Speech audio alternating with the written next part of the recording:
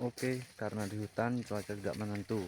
Rencana mau bersih-bersih kebun sama nyambung kopi ya, sama bersihin kapulaga atau kapulaga.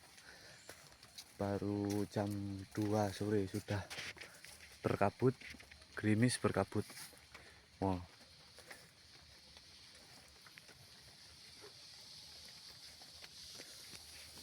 Terpaksa kita pulang dulu.